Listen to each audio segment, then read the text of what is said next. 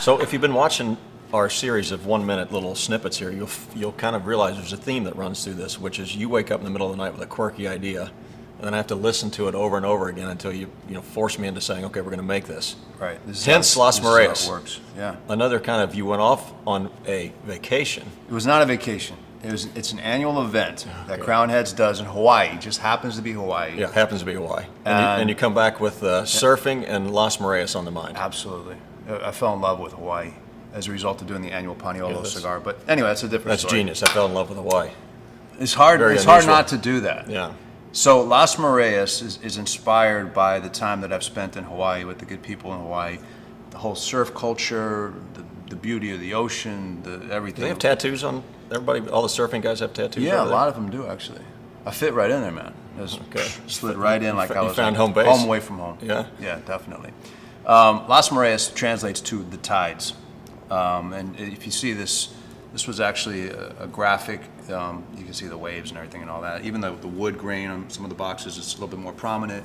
It's all surf inspired. The different sizes, for instance, Rebeldis translates roughly to Mavericks, which is a big wave up in Northern California. Cyclopus translates to Cyclops, which is a big wave in Australia. So you see the pattern there. It's all kind of that inspiration, but the flavor and the cigar itself, to me, is what's so special about this, is that this is the first time we've used 100% Garcia grown tobacco in one of our blends. By that I mean, in the past when we've worked with My Father Cigars, we've used their binder and filler tobaccos, but typically have procured the wrapper from a broker. For instance, Ecuador Habano we would get from somewhere else. This time we've used the Corojo 99 seed grown in Namanhi, which is a region outside of Esteli. One of the fincas owned by the Garcias.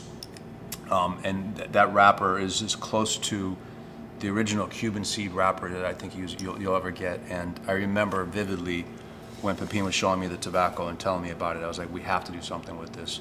And that's what ultimately became this beautiful cigar. So when I think of surf culture, I think of surf and turf, like at Morton's, a lobster and a steak. That's as close as I get to surf culture.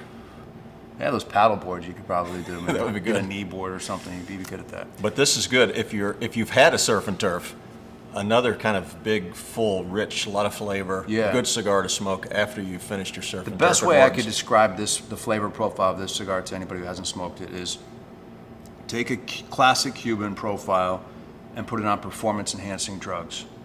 And that's what Las Mareas tastes like. There you go. Cheers.